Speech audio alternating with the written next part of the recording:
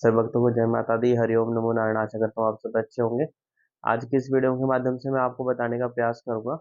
कि बहुत सारे भक्तों का मानना है ये, और बहुत सारे भक्त इस बात को नहीं भी मानते कि जो शक्ति हमें प्राप्त होती है, या कोई भी भगवान की कोई चेतना, कोई जागृति, या किसी प्रकार का कोई आभास होता है हमें, तो ये क्या इसी जन्म का पुण्य फल है, या फिर ये पूर्व जन्म का भी हो सकता है। तो बहुत सारे भक्तों का मानना है कि नहीं, इसी जन्म में जो हम कृत्य करते कर्म करते हैं उसी का ये फल है। लेकिन बहुत सारे भक्तों का ये भी मानना है कि पूर्व जन्म का भी कुछ संस्कार हो सकते हैं जिसके कारण हमें शक्ति जागृति हुई हो। क्योंकि बहुत सारी कथाएँ कुछ ऐसी आती हैं, जैसे भगवान शंकराचार्य के बारे में कहा जाता है कि 6 साल की उम्र में उन्होंने शंकराचार्य ने संन्यास ले लिया था। तो उनको कुछ पूर्व जन्म की जागृतियाँ हुई होंगी, तभी उनके मन में ये संन्यास की भावना आई होगी, नहीं तो खेलने-कूदने की उम्र में संन्यास ग्रहण करना बहुत बड़ा कार्य है। और मैं अगर कहूँ कि बहुत सारे केस आते हैं, ऐसे दरबार में भी आते हैं, और बहुत सारे भक्तों के सामने भी आए होंगे कि जैसे कोई भक्त आता है तो वो बहुत परेशान है, दुखी है, ये सिर में हाथ-पैरों में दर्द रहता है, और उसको भगवान की भक्ति के बारे में कोई भी ज्ञान नहीं है। लेकिन जैसे ही वो दरबार में आते हैं तो आभास होता है कि ये इसने भगताई कर रखी है, इसने तो बहुत सारे लोगों के संकट काट रखे हैं, इसने बहुत सारे बच्चों को अभय दान दे रखा है, गोद भर रखी है, इसके हाथ से बहुत सारे बच्चे हो चुके हैं। मतलब एक, जैसे भगत को भगत का एक आभास हो जाता है, उस प्रकार से उसका आभास होता है कि ये एक संपूर्ण भगत है। लेकिन जब हम उनसे बातचीत करते हैं, बोलचाल में पता लगता है कि इन्होंने ज़िंदगी में कभी जोत-बत्ती भी नहीं लगाई है, तो ये कहाँ से भगत हो सकते हैं। लेकिन क्या आभास झूठा है? क्या जो वो बातें बोल रहे हैं, क्या वो झूठी हैं? तो भगत इस असमंजस में फँस जाते हैं। तो इसका विधान जो मैं आपको बताऊँ, इसका क्या कारण हो सकता है कि बहुत सारे केसों में ऐसा देखा जाता है कि जो पुनर्जन्म है, उसकी कोई शक्ति ऐसी होती है जो आत्मा के साथ आ जाती है और दूसरे शरीर में भी प्रवेश कर जाती है, और समय आने पर वो उजागर हो जाती है।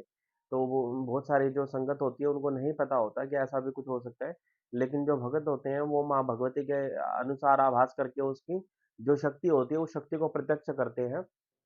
अगर उनको आभास हो रहा होता है कि इसके साथ कोई शक्ति चल रही है, तो उस शक्ति का आह्वान करते हैं, उस शक्ति से बातचीत करने की कोशिश करते हैं, और वो शक्ति ही उनको बताती है कि भई उन भगत को के माध्यम से जो जिसके ऊपर वो सवार है उसको बताती है कि भई मैं इतने दिन से जुड़ी हुई हूँ, इतने दिन से जुड़ी हुई हूँ, और मैं पुनर्जन्म की शक्ति हूँ, या इस जन्म की शक्ति हूँ, या मैं इस नाम से विख्यात हूँ, इस नाम से मैं पूजी जाती थी, और अब मैं उजागर होकर ये कार्य करना चाहती हूँ, इस दिन मैं चौकी दरबार लगाना चाहती हूँ या नहीं लगाना चाहती, तो वो भी बताती है। या क्या भोग प्रसाद चाहती है वो भी बताती है।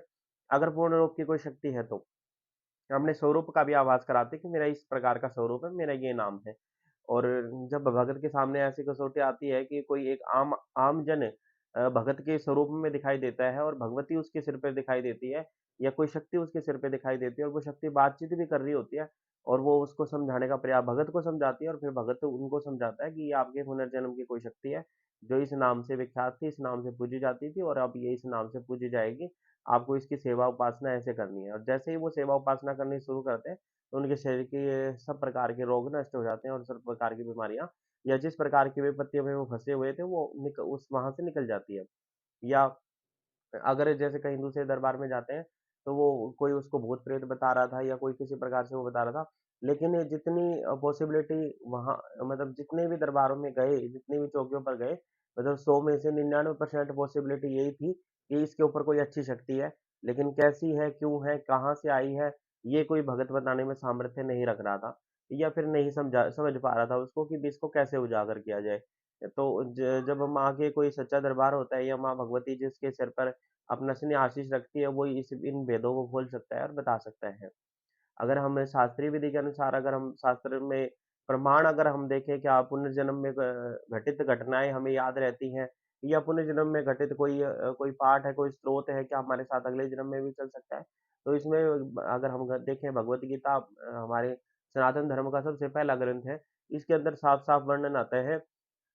कि आत्मा अजर-अमर है, और उसका पुनर्जन्म होता रहता है। मतलब जैसे ही शरीर के अंदर आत्मा प्रवेश करती है, और फिर जैसे ही शरीर का समय पूरा हो जाता है, तो उस शरीर को छोड़कर दूसरे शरीर में प्रवेश कर जाती है। लेकिन कुछ जो आत्मा होती हैं उनको, मतलब वेद शास्त्रों में तो संपूर्ण आत्मा का वृतांत है कि जो भी शुद्ध चित्त वाले आदमी होते हैं, और पूर्ण रूप से भगवान की भक्ति में प्राण होते हैं, तो उनके अगले जन्म में भी उनको वो संस्कार याद रह रह जाते हैं। भगवद गीता के तृतीय अध्याय में वर्णन आता है गजेंद्र मोक्ष का, कि गजेंद्र जो वो थे हाथी थे,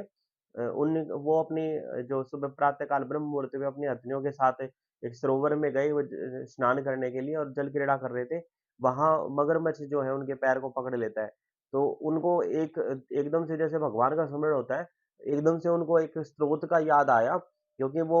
उसमें गज की योनि में है, हाथी है, लेकिन फिर भी उनको एक स्रोत याद आया कि इस स्रोत का पाठ मैं नित्य करता था। उस स्रोत को, उस स्रोत का जब उन्होंने पाठ किया तो विष्णु भगवान को सिमरन कराने वाला वो स्रोत, तो उससे भगवान प्रसन्न हुए और वहां पहुंचे श्री हरिनारायण, और जो मगरमच्छ था उसका सिर काट कर उन्होंने गजेंद्र को मुक्त किया। और जो गजेंद्र था उनको वो स्रोत पूर्व जन्म का याद रहा, और उन्होंने वो स्तुति करके भगवान को प्रसन्न किया और अपने आप से अपने आप को जो संकट से मुक्ति दिलवाई। वही गजेंद्र मोक्ष स्रोत का वर्णन भागवत पुराण में भी वेद व्यास जी ने किया है। वहां भी उनका वर्णन आता है कि गजेंद्र को मुक्ति दिलाने में भगवान विष्णु का योगदान रहा, और भगवान विष्णु ने, श्री हरिनारायण ने गजेंद्र को मुक्ति दिलाई, और ये स्रोत गजेंद्र मोक्ष स्रोत के नाम से विख्यात हुआ। जो भी उन्होंने भगवान की प्रार्थना की थी भगवान से, वो वही प्रार्थना गजेंद्र स्रोत के नाम से, गजेंद्र मोक्ष स्रोत के नाम से विख्यात हुई। और इस स्रोत से जो भी जिस भी प्रकार की समस्याओं में घिरा रहता है, वो उस समस्या के लिए प्रार्थना करके और ये पाठ करे तो निश्चित रूप से ये जो पाठ करने से वो भगवान श्री हरिनारायण की कृपा से उसे उस संकट से, उस विपत्ति से मुक्ति मिलती है। विशेषकर गजेंद्र मोक्ष का जो पाठ है कर्ज निवारण के लिए या कर्जा उतारने के लिए किया जाता है। सुबह ब्रह्म मुहूर्त 4 बजे के आसपास इस पाठ का अगर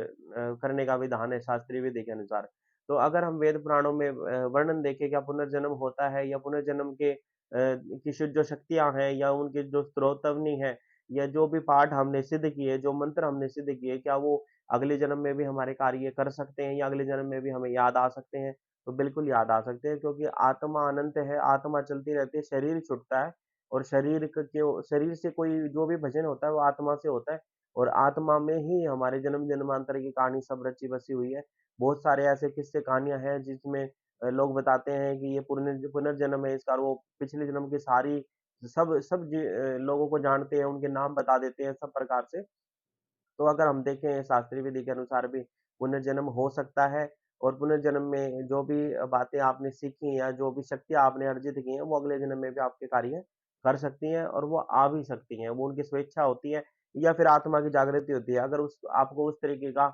माहौल मिल जाता है, उस तरीके की भक्ति भावना आपके अंदर जागृत हो जाती है, तो पुनः वो शक्तियाँ भी जागृत हो सकती हैं। ऐसे केस दरबार में भी आए हैं, और ऐसे केसों के बारे में मैंने बहुत बार सुना भी है बड़े बुजुर्गों से, कि पुनर्जन्म में अगर पिछले जन्म में आपने कोई कार्य ऐसे करे थे कि जिसके कारण आपके इस जन्म में उनका फल मिला, या फिर जो आपके हाथ से ये कार्य होने लगे। तो जो भी आपको बताने का प्रयास किया है कि पुनर्जन्म की शक्तियाँ भी जागृत होकर इस जन्म में आपकी साध्य हो सकती हैं किसी भी चीज़ों को साधने के लिए, या बहुत सारी चीज़ों के लिए आपको आशीर्वाद दे सकती है, कि बहुत सारे कार्य आपके हाथ से सिद्ध करा सकती है। जो कार्य वो पिछले जन्म में पूरा नहीं करा पाई थी, वो कार्य इस जन्म में वो पूरा करा सकती है। तो जो आशा करता हूँ आपको समझ में आया होगा, अगर ना समझ में आया तो ज़रूर बताना। अगर ये तथ्य क्लियर नहीं हुआ तो कुछ और वीडियो बना के आपको इस चीज़ के बारे में क्लियर ज़रूर करेंगे। जय माता दी, हरि ओम, नमो नारायण।